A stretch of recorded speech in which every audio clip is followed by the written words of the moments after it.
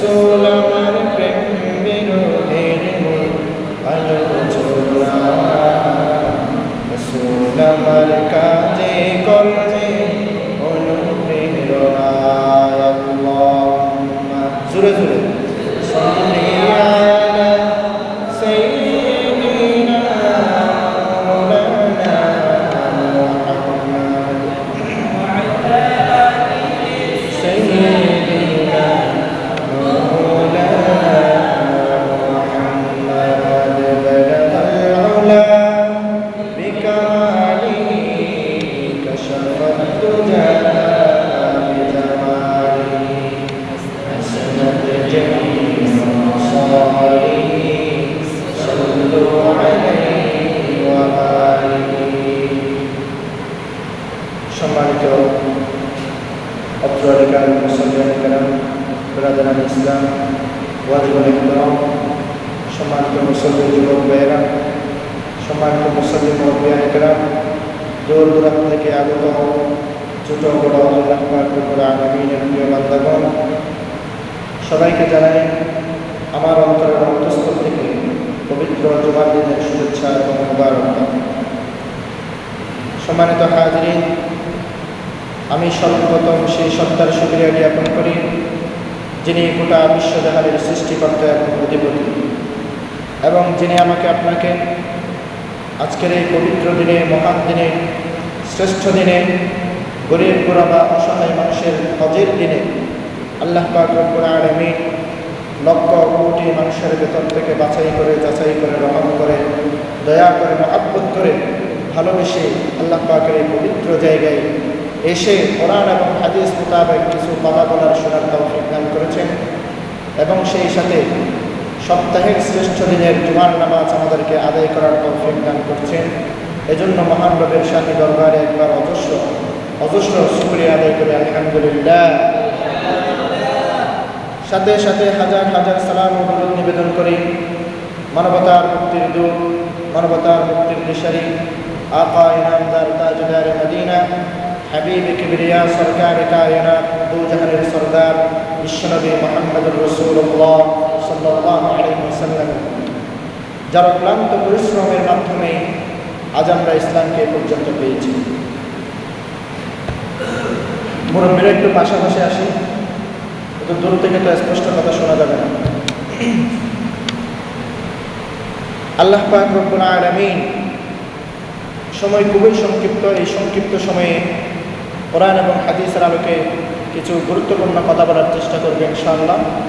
আমরা আমাদের মন দেন সব কিছু এক করে আমল করার নিয়তে এগুলো শ্রবণ করবো ইনশাআল্লাহ। আল্লাহ পাক রব্বুল আলামিন দুনিয়ার বুকে মানুষ ছাড়া আরও অনেকগুলো প্রাণী সৃষ্টি করেছেন না? আমাদের গবাদি পশুগুলো যেগুলো আমরা লালন পালন করি আমাদের আয়ত্তের ভিতরে আছে, তাদের প্রাণ আছে, হাত আছে, পা আছে, সব কিছু আছে, কিন্তু মস্তিষ্ক নেই। ঠিক তেমনিভাবে যেগুলো বনে জঙ্গলে বসবাস করে, হিংস্র থেকে যারা হিংস্র নয়, এরকম অনেক রকম প্রাণীর বসবাস আমাদের এই দেশে, পৃথিবীতে রয়েছে। আল্লাহ পাক রব্বুল আলামিন আসমান, জমিন, চন্দ্র, সূর্য, গ্রহ, নক্ষত্র, মানুষ, জিন, পাহাড়, পর্বত, সাগর, সমুদ্র থেকে শুরু করে 18,000 মাখলুকাত অথবা 21,000, 24,000, যেটাই সহিহ রওয়ায়াত হয় সেই অনুযায়ী আল্লাহ পাক রব্বুল আলামিন 18,000 মাখলুকাত দুনিয়ার বুকে পাঠিয়েছেন। এই 18,000 মাখলুকের ভিতরেই আল্লাহ পাক তাদেরকে পাঠিয়ে আবার ঘোষণা দিয়ে দিলেন, এই সব মাখলুকের ভিতরে কেবলমাত্র একটাই শ্রেষ্ঠ জাতি, তার নাম হচ্ছে মানুষ। সুবহানাল্লাহ। যিনি আমাদেরকে সৃষ্টি করেছেন তিনি আমাদেরকে শ্রেষ্ঠত্বের ঘোষণা দিয়েছেন। যিনি আমাকে লালন পালন করছেন, আমাকে দুনিয়ার বুকে সাবলীল সুন্দরভাবে বসবাস করার সুযোগ প্রদান করেছেন, যিনি আমার হায়াত দাতা, মাউত দাতা, রিজিক দাতা, বিপদ আপদ থেকে আমাকে মুক্তিদাতা, তিনি আমাকে বলেছেন শ্রেষ্ঠ। সুবহানাল্লাহ। মালিক যদি কোনো গোলামের নাম করে, এটা মালিকের জন্য, গোলামের জন্য সৌভাগ্য। কোনো পিতা যদি সন্তানের সুনাম করে, সেটা সন্তানের জন্য সৌভাগ্য, কারণ সেই সন্তান তার পিতা সেই গোলাম তার মালিকের প্রশংসা পেয়ে গিয়েছেন। সুবহানাল্লাহ। ঠিক তেমনিভাবে আমার মালিক আমাকে বলেছেন শ্রেষ্ঠ, সেহেতু আমি শ্রেষ্ঠ হিসেবেই সৃষ্টির ভিতরে বিবেচিত। আলহামদুলিল্লাহ। আল্লাহ পাক কোরআনে কারিমে ইরশাদ করেন, লাকাদ খালাকনাল ইনসানা ফি আহসানি তাকওয়িম। দুনিয়ার বুকে আমি যত প্রাণী বানিয়েছি, যত রকমের সৃষ্টি করে দুনিয়ার বুকে আমি পাঠিয়েছি, তার ভিতরে কেবলমাত্র একটা জাতিকে আমি শ্রেষ্ঠ হিসেবে ঘোষণা করেছি, আর সেই শ্রেষ্ঠ জাতির নাম হচ্ছে মানব জাতি। সুবহানাল্লাহ। মালিক আমাদেরকে শ্রেষ্ঠত্বের ঘোষণা দিয়েছেন। মালিক আমাদেরকে বলেছেন তোমরা শ্রেষ্ঠ, তোমরাই হচ্ছে জাতির ভেতরে সর্বশ্রেষ্ঠ। এই শ্রেষ্ঠত্ব ধরে রাখার জন্য তোমাদের জন্য কিছু রুলস নিয়ম নীতি আমি তোমাদেরকে দিয়েছি। তার মানে বোঝা যায় এই মানুষগুলোর ভেতরেও সবাই শ্রেষ্ঠ হবে না, সবাই আর জান্নাতবাসী হবে না। সবাই জান্নাতে যাবে? যাবে। এই মানুষগুলোর ভেতরে দুই ভাগে বিভক্ত, কেউ যাবে জাহান্নামে, আবার কেউ যাবে জান্নাতে। রাসূলুল্লাহ বলেছেন যারা জান্নাতি তারাই হচ্ছে আবার মানুষের ভেতরে শ্রেষ্ঠ, আর যারা হবে জাহান্নামী তারা শুধু দুনিয়াতেই শ্রেষ্ঠত্ব মানুষ হিসাবে পেয়েছে, কিন্তু জান্নাতবাসীদের সাথে শ্রেষ্ঠত্ব তারা পায় নাই। সুবহানাল্লাহ। সুতরাং যারা জান্নাতে যাবে তারা উত্তম, আর যারা জাহান্নামী হবে তারা আল্লাহ পাক বলেছেন তারা হচ্ছেন পশু, গরু ছাগলের চাইতে বেশি নিকৃষ্ট। নাউযুবিল্লাহ। বাল হুম আদাল উলাইকা হুমুল গাফিলুন। এজন্য মুসলমান ইমানদার, আল্লাহ পাক আমাদেরকে শ্রেষ্ঠ হিসাবে দুনিয়ার বুকে পাঠিয়েছেন এবং ঘোষণা করেছেন এই এই কাজগুলো করলে শ্রেষ্ঠ জাতি দুনিয়াতেও থাকবা, আখিরাতেও থাকবা। আখিরাতে যদি শ্রেষ্ঠ জাতি হিসাবে জান্নাতবাসী হতে হয়, তোমাদেরকে যেই নিয়মগুলো আমি শেখালাম সেই পথ অনুসরণ করে জীবন পরিচালনা করো। সুবহানাল্লাহ। সেই পথ অনুসরণ করে জীবন পরিচালনা করো। এখন আমাদের জানতে হবে না সেই পথগুলো কি কি। আল্লাহ পাক রব্বুল আলামিন ইরশাদ করেন, কুনতুম খায়রা উম্মাতিন উখরিজাত লিন-নাস। সমস্ত মানুষগুলোর ভেতরে কিছু মানুষকে আমি বের করেছি শ্রেষ্ঠ জাতি হিসেবে ঘোষণা দেওয়ার জন্য। শ্রেষ্ঠ জাতি হিসেবে বিবেচনা করে কিছু মানুষকে আমি বের করেছি। সমস্ত মানুষকে এই দলের ভিতরে আমি শামিল করি নাই, কেবলমাত্র অল্প সংখ্যক কিছু মানুষ এই দলের ভিতরে শামিল থাকবে। কুনতুম খায়রা উম্মাতিন উখরিজাত লিন-নাস। মানুষের ভেতর থেকে তাদেরকে বের করা হয়েছে। তাদের কাজ হবে তিনটা। তা'মুরুনা বিল মা'রুফ, মানুষদেরকে ভালো কাজের আদেশ দেওয়া। ওয়া তানহাউনা আনিল মুনকার, খারাপ কাজ থেকে মানুষদেরকে নিষেধ করা। ওয়া তু'মিনুনা বিল্লাহ, মহান রব যিনি পালনকর্তা তার উপর পরিপূর্ণভাবে বিশ্বাস স্থাপন করা। সুবহানাল্লাহ। এই তিনটি কাজ যদি একজন মানুষের ভিতরে থাকে, এই তিনটি কাজ যদি একজন মানুষ এই তিনটি কাজ অনুযায়ী নিজের জীবন পরিচালনা করতে পারে, তাহলে আল্লাহ পাক বলেছেন সেই হবে শ্রেষ্ঠ জাতি, আর এই জাতি হবে জান্নাতবাসী। সুবহানাল্লাহ। এখন আমাকে জানতে হবে তা'মুরুনা বিল মা'রুফ, এটা কিভাবে পালন করব? ওয়া তানহাউনা আনিল মুনকার, এটা কিভাবে পালন করব? আর আল্লাহর উপর কিভাবে আমার তাওয়াক্কুল করতে হবে এটা জানতে হবে না? আল্লাহ পাক রব্বুল আলামিন বলেন তা'মুরুনা বিল মা'রুফ, মানুষদেরকে ভালো কাজের আদেশ দাও। আগে প্রথমে নিজেকে ভালো হতে হবে। আমি যদি কোনো মানুষকে নামাজের জন্য দাওয়াত দেই, আমাকে চিন্তা করতে হবে আমি নিজে নামাজি কিনা। আমি যদি কোনো মানুষকে রোজা রাখতে বলি, তাহলে আমাকে চিন্তা করতে হবে আমি রোজা রাখি কিনা। আমি যদি মানুষকে সব সময় ভালো কাজের আদেশ দেই, দান সদকা করো, আল্লাহ পাকের গুণগান করো, এই সমস্ত কাজগুলোর আদেশ যখন আমি মানুষকে করতে যাব, তাহলে আমার নিজের ভিতরে এই গুণটা আগে আগে আমার ভিতরে নিয়ে আসতে হবে। আমি নিজে নামাজ পড়ি না, অন্য কাউকে নামাজ পড়তে বললে হবে? লা তানহা আন খুলুকিন ওয়া তা'তিয়া মিসলাহু আরুন আলাইকা ইযা ফাআলতা আযীম। যেই চরিত্র তোমার নাই সেই চরিত্র সম্পর্কে অন্য কাউকে অবগত করো না, এটা হচ্ছে বোকা। তা'মুরুনা বিল মা'রুফ, মানুষদেরকে ভালো কাজের আদেশ দেওয়া। এটা কেমন জানেননি মুসলমান? কোনো মানুষ দোকানপাটে বসে আছে, আমি নামাজের দিকে চলে আসতেছি, তাকে বললাম ভাই চলো আজকে একসাথে নামাজে যাই, আর কিয়ামতের দিন একসাথে জান্নাতে যাব। সুবহানাল্লাহ। তার মস্তিষ্কের ভিতরে ঈমানের কথা ঢুকিয়ে দিতে হবে, ইসলামের কথা তার মস্তিষ্কের ভিতরে গেঁথে দিতে হবে। আল্লাহ পাক পরওয়ারদিগার আলামিনের সব হিসাব নিকাশগুলো তার ভিতরে ঢুকিয়ে দিতে হবে। কি করলে জান্নাতি আর কি করলে জাহান্নামী, এই বিষয়টা সে যাতে উপলব্ধি করতে পারে, তাকে এই বিষয়টা বুঝিয়ে দিতে হবে। এটাই হচ্ছে তা'মুরুনা বিল মা'রুফ, ভালো কাজের আদেশ দেওয়া। এই প্রসঙ্গে রাসূলুল্লাহ সাল্লাল্লাহু আলাইহি ওয়াসাল্লাম বলেন, ভালো কাজের আদেশ দিলে কি কি পুরস্কার পাওয়া যাবে? রাসূলুল্লাহ বলেন, মান দাআ ইলা হুদান কানা লাহু আজরুন মিসলু উজুরি মান তাবিআহু লা ইয়ানকুসু যালিকা মিন উজুরিহিম শাইআ। আমি যখন কোনো ভাইকে ভালো কাজের আদেশ দিব, ভালো কাজের দিকে আহ্বান করব, রাসূলুল্লাহ বলেছেন তুমি দাওয়াত দেওয়ার কারণে এই ভাইটা দাওয়াত কবুল করে মসজিদে নামাজ আদায় করার জন্য আসলো, তুমি আসার কারণে তোমার সওয়াব তুমি পেয়েছো, আর দাওয়াত দেওয়ার কারণে ডাবল সওয়াব তোমার আমলনামায় লিপিবদ্ধ করা হবে। সুবহানাল্লাহ। ভালো কাজের আদেশ দিলে লাভ আছে না নাই? আমি এমনি সওয়াব দেখতেছি না, এজন্য আমার এগুলোর কোনো গুরুত্ব নেই। প্রধানমন্ত্রী যদি আমাদেরকে প্রতিজন 10,000 টাকা করে দেওয়া হবে এমন যদি ঘোষণা দেওয়া হয়, ইউনিয়ন পরিষদের লাইন ধরে না, লাইন চলা যায় না কেন? এগুলো দেখা যায়, এগুলো তো লাভবান হওয়া যায়। রাসূলুল্লাহ বলেছেন সওয়াব হচ্ছে তেমন একটি বিষয়, আজকে দুনিয়ার বুকে একটা কাসবকে করলাম, তুমি যেমন ভাবে পশু লালন পালন করে 10,000 টাকার পশুকে তুমি 50,000 টাকা বিক্রি করো, 1 টাকা যে আল্লাহর রাস্তায় সদকা করলা, আল্লাহ পাক এটা লালন পালন করতে করতে 1 কোটি টাকার সওয়াব আমলনামায় লিপিবদ্ধ করা হবে। সুবহানাল্লাহ। এজন্য কোনো আমল ছোট নয়।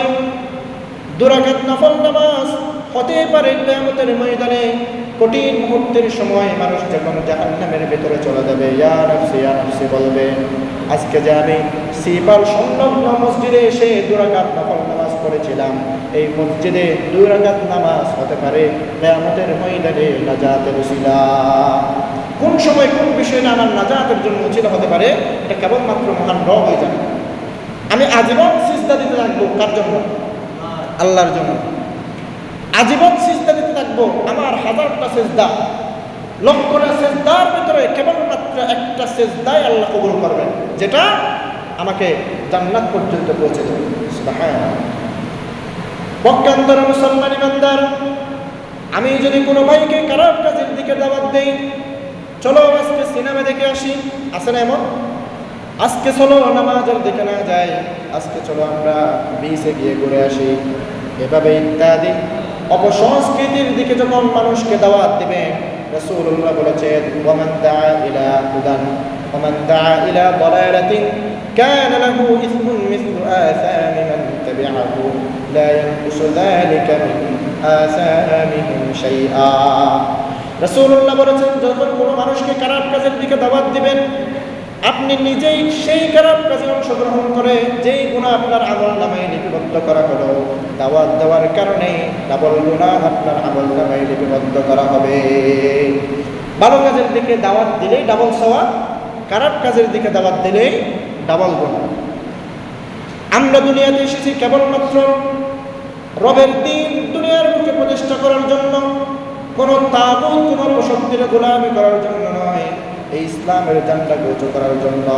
আমাদের মনীষীরা খালিদ বিন ওয়ালিদ থেকে শুরু করে ইসলামের বড় বড় বীররা যেভাবে জিহাদের ময়দানে বীরত্বের পরিচয় দিয়ে ইসলামের ঝান্ডাকে উঁচু রেখেছে, আমরা যুবকরা, মুরব্বীরা, সমস্ত মুসলমান তাদের এই জীবনী থেকে শিক্ষা গ্রহণ করে সদা সর্বদা আল্লাহর এই জমিনে আল্লাহর ঝান্ডাকে উঁচু করে রাখবো ইনশাআল্লাহ।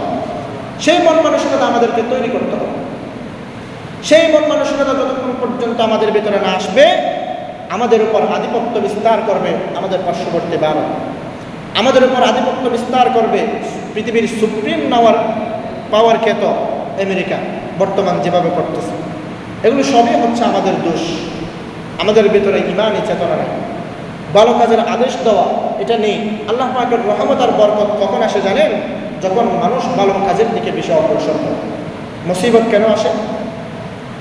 আল্লাহ পাক বলেন, যাহারাল ফাসাদু ফিল বাররি ওয়াল বাহরি বিমা কাসাবাত আইদিন নাস লিইযীকাহুম বা'দাল্লাযী আমিলু লাআল্লাহুম ইয়ারজিউন। আল্লাহ পাক রব্বুল আলামিন বলেন, দুনিয়ার বুকে আযাব আসে, গজব আসে, বাতাস আসে, তুফান আসে, আমার পক্ষ থেকে অনেক রকমের মহামারী রোগ তোমাদের দিকে আসে। এই সমস্ত আযাব গজবগুলো কেন পাঠাই জানো রে মুসলমান বান্দার? এই আযাবের ভয়ে যাতে তোমরা আমার দিকে প্রত্যাবর্তন করো, মসজিদের দিকে যাও, আমার জিকির বেশি বেশি করো। এই কারণেই কেবলমাত্র তোমাদের দিকে আযাব দেওয়া হয়। এই আযাব পাওয়ার পরেও যেই সমস্ত মুসলমানরা আল্লাহর দিকে তাওয়াজ্জু না হবে, আল্লাহর দিকে ফিরে না যাবে, এর মতো হতভাগা ব্যক্তি দ্বিতীয় আর কোনো দুনিয়াতে নাই। নাউযুবিল্লাহ। আযাব গজব আসার সাথে সাথেই আমাদেরকে আল্লাহর দিকে তাওয়াক্কুল করতে হবে, আল্লাহর দিকে মুতাওয়াজ্জিহ করতে হবে। এর আগে করব না, সব সময় থাকবে, তখন একটু আরো বেশি করব। এটা হচ্ছে মুমিনের পরিচয়। আল্লাহর জমিনে যখন ইচ্ছে তখন জিকির করব, বাধা দেওয়ার কে? আল্লাহর জমিনে যখন ইচ্ছে তখন তার প্রশংসা করব, বাধা দেওয়ার কে? যেই বাধা দিতে আসবে তার বিরুদ্ধে মোকাবেলা করার মতো সক্ষমতা আমাদেরকে অর্জন করতে হবে। আল্লাহ পাক এই জমিন বানিয়েছেন তার বড়ত্ব ঘোষণা করার জন্য। এখানে যে অন্যান্য মানুষেরা যারা ইসলামের শত্রু দাবি করে, সবসময় ইসলামকে ডুবিয়ে দিতে চায়, তারা বসবাস করার সুযোগ পেয়েছে মুসলমানের কারণে। যেদিন পৃথিবীতে আল্লাহ টাকার মতো কোনো মানুষ থাকবে না, আল্লাহ পাক নিজেই ঘোষণা দিয়েছেন, সেদিন আমি পৃথিবী ধ্বংস করে দেব। এজন্য আল্লাহর নামে গান গাইলে সওয়াব আছে, আবার ভালো লাগে না? যারা সবসময় জিকির করে তার কাছে গিয়ে জিজ্ঞেস করবেন, আল্লাহর নামে তো জিকির করো, ভালো লাগে না খারাপ লাগে? সে বলবে, জিকির তো করি ভালো লাগে, এই জন্য যেটা ভালো লাগে না সেটা আমি কেন করব? জবাব দেবে না? যেই ব্যক্তি 5 ওয়াক্ত নামাজ পড়ে তার কাছে জিজ্ঞেস করবেন, কেমন আছেন? সেই বলবে, আমার টাকা পয়সা নেই, দম দৌলত নাই, গাড়ি বাড়ি কোনো কিছুই নাই, তারপরও আমি এতই যে ভালো আছি, মনে হয় আমার মতো ভালো দুনিয়াতে আর কেউ নাই। সুবহানাল্লাহ। এজন্য কবিরা গিয়েছেন, আমরা সবাই জানি না? তোমার নামে যদি গান গাওয়া হয়, গান সুন্দর হয়। তোমার নামে যদি গান গাওয়া হয়, গান সুন্দর হয়। তোমার সৃষ্টি পানে যদি চাওয়া হয়, চোখ সুন্দর হয়। তোমার নামে যদি গান গাওয়া হয়, গান সুন্দর হয়। তোমার নামে যদি গান গাওয়া হয়, গান সুন্দর হয়। তোমার নূরের আভা চাঁদকে দিলে চাঁদ জোছনা পেল। তোমার প্রেমের রং সূর্য নিয়ে সে যে দীপ্ত হলো।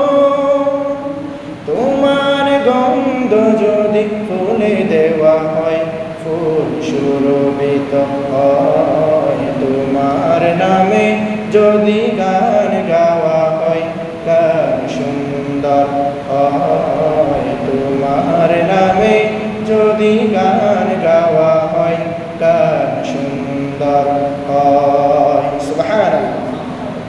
আল্লাহর নামে যত গান গাওয়া হয় ততই ভালো লাগে, সব কিছু সুন্দর হয়ে যায়, চারিদিকে পরিবেশটাই সুন্দর লাগে। যতক্ষণ পর্যন্ত আমার এই মনে দিলে আল্লাহ পাকের জিকির থাকে, ততক্ষণ পর্যন্ত আমার দিলে প্রশান্তি থাকে। সুবহানাল্লাহ। এজন্য ভালো কাজের আদেশ দেওয়ার জন্য আমরা রাজি আছি না? সবাই রাজি আছি না? আল্লাহ পাক সবাইকে কবুল করুন, সবাই বলে আমিন। এরপরে হচ্ছে ওয়াতানহাউনা আনিল মুনকার, মানুষদেরকে খারাপ কাজ থেকে নিষেধ করা। আমি একজন এলাকার মেম্বার, ইউনিয়ন পরিষদের চেয়ারম্যান, একজন উপজেলা চেয়ারম্যান, আমি একজন মন্ত্রী মিনিস্টার। আমার এত ক্ষমতা পাওয়ার, এই ক্ষমতা পাওয়ার কারণে আমার কোনো বাতিজা দুষ করলে এটা আমি চোখে দেখি না। দেখি মেম্বারের কোনো ছেলে যদি দুষ করে, এটা আমি চোখে দেখি না। এটা ওয়াতানহাউনা আনিল মুনকারের ভিতরে পড়ে না। রাসূলুল্লাহ বলেছেন, মদিনার এক ফাতেমা চুরি করেছেন, রাসূলুল্লাহর কন্যা ফাতেমা নয়, একজন অন্য ফাতেমা চুরি করেছেন। কোরআনের আইন অনুযায়ী তার হাত কেটে ফেলা হবে। রাসূলুল্লাহ সাল্লাল্লাহু আলাইহি ওয়াসাল্লাম বলেন, ওনার কাছে কিছু মানুষ এসে সুপারিশ করতেছে যাতে ফাতেমার হাত কেটে দেওয়া না হয়। রাসূলুল্লাহ বলেছেন, আল্লাহর শপথ করে আমি বলতেছি, আজকের এই চুরি যদি আমার কলিজার টুকরা ফাতেমা করত, কোরআনের আইন মানার জন্য আমি তার হাতও আমি কেটে দিতাম। সুবহানাল্লাহ। এটাই হচ্ছে ওয়া তানহাউনা আনিল মুনকারের একটি বৈশিষ্ট্য। দোষ যেই করুন, সেটা চেয়ারম্যানের বাতিজা হলেও দোষ, চেয়ারম্যান নিজে করলেও দোষ, যেই করবে করো এটা হচ্ছে দোষ। এটার নাম হচ্ছে ওয়া তানহাউনা আনিল মুনকার। রাসূলুল্লাহ বলেছেন, মান রাআ মিনকুম মুনকারান ফালইয়ুগাইয়িরহু বিয়াদিহি ফাইন লাম ইসতাতি' ফাবিলিসানিহি ফাইন লাম ইসতাতি' ফাবিকলবিহি ওয়া যালিকা আযআফুল ঈমান। রাসূলুল্লাহ সাল্লাল্লাহু আলাইহি ওয়াসাল্লাম বলেন, যখন তুমি দেখবা তোমার কোনো ভাই, তোমার কোনো আত্মীয় স্বজন, পাড়া প্রতিবেশী, বন্ধু বান্ধব, তোমার কোনো আত্মীয় স্বজন যখন খারাপ কাজে লিপ্ত হয়েছে, এমন দেখবা, তোমার যদি ক্ষমতা থাকে তাকে প্রহার করার যদি ক্ষমতা থাকে, তাকে আঘাত করে সেই অহেতুক কাজ থেকে, খারাপ কাজ থেকে তাকে বিরত রাখবা। সুবহানাল্লাহ। এটা হচ্ছে ওয়া তানহাউনা আনিল মুনকার। যেই হবে হোক খারাপ কাজে লিপ্ত হয়েছে, আপনার ক্ষমতা থাকলে প্রহার করে, আঘাত করে সেখান থেকে তাকে বিরত রাখতে হবে। আর যদি ক্ষমতা না থাকে, তাকে মারলে সেও আমাকে মারবে, এমন আছে না? তোর কাই না তোর করি, আমার কে, আমার ইচ্ছা যা ইচ্ছা করবো, তুই বলার কে, এমন গাটতারা মানুষের কোনো অভাব নাই। যদি এমন হয় মুসলমান ইমানদার, যদি আপনি তাকে সেভাবে নিষেধ করতে না পারেন, রাসূলুল্লাহ বলেছেন, তোমার কথার মাধ্যমে তাকে সেখান থেকে নিষেধ করবা। কথার মাধ্যমে সেখানে নিষেধ করবা, তাকে বলবা, হে ভাই বন্ধু, যে কাজে লিপ্ত হয়েছ এই কাজ ভালো নয়, এই কাজে যদি লিপ্ত থাকো তোমার উপর আল্লাহ নাফরমানি হয়ে যাবে, আল্লাহর নাফরমানি হবে, আল্লাহ তোমার উপর বেনাজার হয়ে যাবে, বেরাস হয়ে যাবে। এজন্য এই কাজগুলো তুমি করবা না, এই কাজ থেকে তুমি বিরত থাকবা। যখন আপনি তাকে বাধা দিতে যাবেন, সেই বলবে, আমার ইচ্ছা, আমি এসেছি, আমার টাকা আমি যেভাবে ইচ্ছে সেভাবে খরচ করবো, তুমি বলার কে, আছে না নাই? এমন মানুষের অভাব আমার সমাজে নাই। এজন্য সমাজ আজকে এত বেশি লাঞ্ছিত, অপমানিত। আজকে সমাজের ভিতরে কোন কারণে বেড়ে গিয়েছে? দুর্নীতি বেড়ে গিয়েছে, সীমা টেলা বেড়ে গিয়েছে, মিথ্যা সাক্ষ্য দেওয়া বেড়ে গিয়েছে। আজকের এই সমাজ কত বেশি নিচু হয়ে গিয়েছে, এই কথা বলে শেষ করা যাবে না। আজকের এই যুবকরা সবচাইতে বেশি খারাপ কাজে লিপ্ত। সব যুবকরা নয়, যাদেরকে আল্লাহ পাক নির্বাচন করেছেন জান্নাতে যাওয়ার জন্য, এই যুবকরা ব্যতীত যেই যুবকরা সমাজের অনৈতিক কর্মকাণ্ডে লিপ্ত, এদের কারণেই আজকে সমাজের এত বিশৃঙ্খলা। যুবকরা যদি একতাবদ্ধ হয়ে আল্লাহ পাকের প্রশংসা করে, সমস্ত যুবকরা যদি গান বাদ্য বাজনা ছেড়ে দেয়, আল্লাহ পাকের পানে সিজদায় লুটে পড়ে আল্লাহ পাকের কাছে গুনার ক্ষমা চাই, আর দুনিয়ার বুকে ইসলামের ঝান্ডাকে উঁচু করার যখন শপথ গ্রহণ করবে, এই যুবককে টেকাবার ক্ষমতা দুনিয়ার আর কারো হাতে নাই। সুবহানাল্লাহ। তার প্রমাণ আমরা কিছুদিন আগে দেখেছি না? যারা আন্দোলনে নেমেছে তারা সবাই ছিলেন যুবক। তাদের বিরুদ্ধে যত ষড়যন্ত্র করা হয়েছে, এরপরেও এক সেকেন্ডের জন্য এই স্বৈরাচার আমার দেশে থাকতে পারে না। এই স্বৈরাচার যাওয়ার পরে ঢাকা বিশ্ববিদ্যালয়ে ওপেনলি মানুষ নামাজ পড়েছে, কেউ বলে নাই ঢাকা বিশ্ববিদ্যালয় মাদ্রাসায় পরিণত হয়েছে, বলার সাহস করে নাই। যারা সাহস করেছে তাদেরকে বিশ্ববিদ্যালয় থেকে কান টেনে গার্ড ধরে বের করে দেওয়া হয়েছে। এটা হবে আমার মুসলমান দেশের চিত্র, যেখানে 90% মুসলমান, সেখানে মুসলমানের প্রতিটি কর্ম হবে সবার উপরে। এটা তো এক হতো আল্লাহর জমিন, দ্বিতীয়ত মুসলমানের দেশ। এখানে আল্লাহর গুণগান হবে না মানে কোথায় হবে? এখানেই হবে, দ্বিতীয় কোনো জায়গায় হবে না। আমরা এখানেই সেটাই বাস্তবায়ন করে ছাড়বো ইনশাআল্লাহ। এজন্য মুসলমান ইমানদার রাসূলুল্লাহ বলেছেন, যদি কথার মাধ্যমে তাকে সেখান থেকে নিষেধ করতে না পারো, তাহলে রাসূলুল্লাহ বলেছেন অন্তর থেকে তার কর্মটাকে তুমি ঘৃণা করো। এটাই হচ্ছে ইমানের সর্বনিম্ন স্থান। সুবহানাল্লাহ।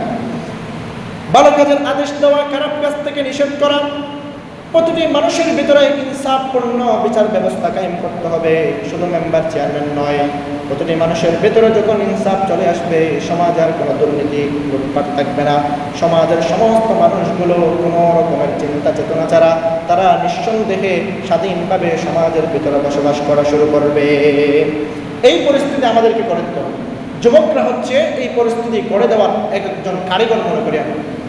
তারা এই পদক্ষেপ গ্রহণ করলে তাদেরকে টাকানোর কোনো পথ নেই, তাদেরকে টাকানোর কোনো শক্তি নেই। আল্লাহ পাক এই যুবকদেরকে সেই তৌফিক দান করেন, সবাই বলে আমিন। তৃতীয় নম্বরে রাসূলুল্লাহ বলেছেন, ওয়া তুমিনুনা বিল্লাহ, আল্লাহ পাকের উপর পরিপূর্ণ বিশ্বাস স্থাপন করা। যেভাবে বিশ্বাস স্থাপন করলে আল্লাহ পাকের পরিপূর্ণ তাকওয়া আমার অন্তরের ভিতরে চলে আসবে। রাসূলুল্লাহ তাকওয়া এটাকে সবচেয়ে বেশি গুরুত্ব দিয়েছেন। উমর রাদিয়াল্লাহু তাআলা আনহুর কাছে একজন মানুষ এসে জিজ্ঞেস করলেন, আপনি কি জানেন তাকওয়া কি?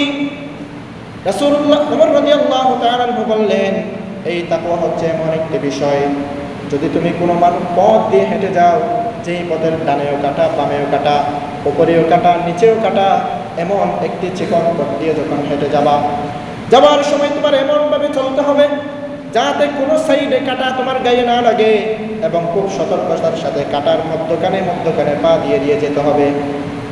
ওমর রাদিয়াল্লাহু তাআলা আনহু বলতেছেন, তাকওয়া হচ্ছে এমন একটি বিষয়, তোমার ডানে গান বাজনা থাকবে, বামে সুদ থাকবে, উপরে দুর্নীতি থাকবে, মধ্যখানে তুমি যে পথ দিয়ে হাঁটবা সেটাকে তোমাকে বিভিন্ন শয়তানের ওয়াসওয়াসা দিয়ে তোমাকে ডাকবে। সব কিছুকে এড়িয়ে আস্তে আস্তে করে জান্নাত পর্যন্ত যতক্ষণ পৌঁছতে পারবে না, ততক্ষণ পর্যন্ত পরিপূর্ণ তাকওয়া অর্জন করা যাবে না। সুবহানাল্লাহ। পরিপূর্ণ তাকওয়া যদি অর্জন করতে হয়, আমাকে এই চারিদিকের সব কিছু আমাকে ছেড়ে দিয়ে তাকওয়ার পথ অনুসরণ করতে হবে। সাহাবায়ে কেরামের জীবনী পড়তে হবে। সাহাবায়ে কেরামের জীবন কিভাবে পরিচালনা করেছেন, রাসূলুল্লাহ সাহাবায়ে কেরামের জীবনকে কিভাবে পরিচালনা করার শিক্ষা দিয়েছেন। হাদিস এবং কোরআনে এই জীবনের কোনো কমতি নাই। যে পড়তে চাই তার জন্য পড়া অনেক বেশি। সাহাবায়ে কেরামের জীবনী পড়বেন। বড় বড় মনীষী যারা দুনিয়াতে ইসলামের দিক থেকে ইসলামের বিধান কায়েম করার জন্য স্বাক্ষর রেখে গিয়েছেন, তাদের জীবন থেকে জীবনে পড়ে শিক্ষা গ্রহণ করবেন, সে অনুযায়ী নিজের জীবনকে গঠন করবেন। আল্লাহর কসম করে বলতে পারি, জান্নাতে যাওয়া থেকে কেউ টাকাইতে পারবে না। সুবহানাল্লাহ। আল্লাহ পাক আমাদেরকে তো পাঠিয়েছেন ওনার বন্দেগী করার জন্য। ওমা খালাকাতুল জিন্না ওয়াল ইনসা ইল্লা লিয়াবুদুন, আমরা সবাই জানি। তো আমার কাজ তো এটাই যে আমি আল্লাহর ইবাদত করব, আর তো দুনিয়াতে দ্বিতীয় কোনো কাজ নাই। আছে? আপনি বলবেন আমার খাবার দাবার বিষয় আছে, আর খাবার দাবার খাওয়া এটাও ইবাদত। আপনি বলবেন আমার তো বাজারে যেতে হয়, বাজারে যাওয়া এটাও ইবাদত। জানেন আপনি সুন্নাহ অনুসরণ করে যখন আপনি বাজারে যাবেন, এটাও আপনার আমল নামায় সওয়াব লিপিবদ্ধ করে দিবেন কে? ভাত খাওয়ার সময় সুন্নাহ অনুসরণ করবেন, সওয়াব লিপিবদ্ধ করে দিবেন কে? কথা বলেন। আল্লাহ পাক আপনার সব জীবনে সওয়াব লিপিবদ্ধ করবেন, আপনার প্রতিটি কদমে কদমে আল্লাহ পাক সওয়াব লিপিবদ্ধ করবেন। এমন জীবন যদি গঠন করতে পারেন, কিয়ামতের ময়দানে আল্লাহ পাক রব্বুল আলামিন স্পেশাল ভাবে আপনাকে ডাক দিয়ে বলবে, ও আব্দুর রহমান, আব্দুল খালেক, আব্দুর রাজ্জাক, দুনিয়াতে তুমি আমার জীবনকে এমনভাবে সাজিয়েছো, আমি কোরআনে যেভাবে বলেছি সেভাবে সাজানোর চেষ্টা করেছো, আমি রাসূলের সুন্নাহকে অনুসরণ করেছো। এভাবে জীবন অনুসরণ করার কারণে আমি আল্লাহ পাক দুনিয়ার বুকে যত পাপ অন্যায় আছে সব কিছুকে ক্ষমা করে দিয়ে জান্নাতের সর্বোচ্চ মাকাম তোমার জন্য বরাদ্দ করলাম। সুবহানাল্লাহ। আমরা পেতে চাই সবাই জান্নাত? কে কে পেতে চাই? সবাই পেতে চাই না? ইনশাআল্লাহ আমরা সবাই পেতে চাই। ইনশাআল্লাহ এই জান্নাত আমাদের জন্য আল্লাহ পাক বানিয়েছেন, সেভাবেই আমরা নিজেদের জীবনকে গঠন করব ইনশাআল্লাহ। আল্লাহ পাক সমস্ত যুবককে ইসলামের যে স্পৃহা আমাদের ভিতরে বর্তমান চলতেছে, এটাকে কিয়ামত পর্যন্ত ধরে রাখার তৌফিক দান করুন, সবাই বলে আমিন। এই বাংলার জমিনে প্রতিটি ঘরে ঘরে ইসলামের বাণী আমরা পৌঁছিয়ে দেব, এবং প্রতিটি মসজিদ মহল্লায় ইসলামের একটি কারখানা তৈরি করব। সেখানে মানুষদেরকে ইসলাম শিক্ষা দেওয়া হবে, দ্বীন শিক্ষা দেওয়া হবে। ইসলামের যে শান্তিপূর্ণ জীবন ব্যবস্থা, এটা মানুষের প্রতিটি মস্তিষ্কে ঢুকিয়ে দিয়ে পুরো বাংলার জমিনকে একটি ইসলামিক রাষ্ট্রে পরিণত করবে ইনশাআল্লাহ। আল্লাহ পাক আমাদের সবাইকে সেই তৌফিক দান করুন, সবাই বলে আমিন। আসসালামু আলাইকুম ওয়া রাহমাতুল্লাহি ওয়া বারাকাতুহু।